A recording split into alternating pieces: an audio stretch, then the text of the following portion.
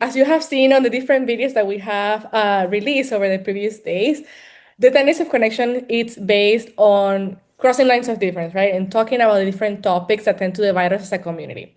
So before we talk a little bit more about the May 10th event, I wanted to ask you like why is this important, right? And I think that we can talk a little bit like high level of the tendency of connection and how it came to be. So can you share us a little bit more about that? Yeah, I'm more than happy to. A ver, how to condense this?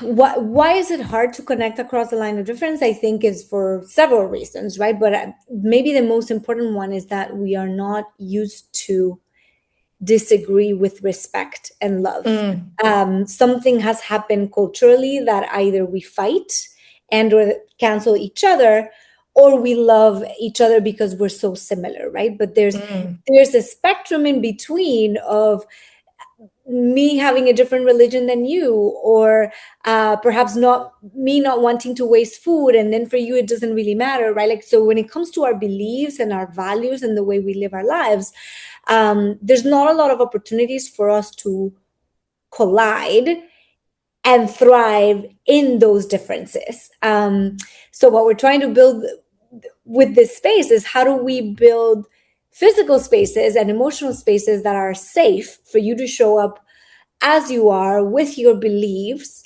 um, and and embrace the awkwardness with others who are there with you as well, so that we can build a respectful, safe, beautiful environment where we get to question one another, and see what truth is the truth, or if both things are true, and somehow convivir is a word in Spanish, right? Like co-live with each other in a community, instead of moving in our silos, which might be easier but not necessarily the most sustainable thing to I do. love this. And it's like this concept of like coexistence, right? And I think one thing that we always talk about in this of connection is not about changing anybody's point of view, but it's like how do we find that middle ground that you were mentioning, right? And how do we have like these middle spaces where we get to understand the other person and be okay to disagree, right? On a Mhm. respectful way.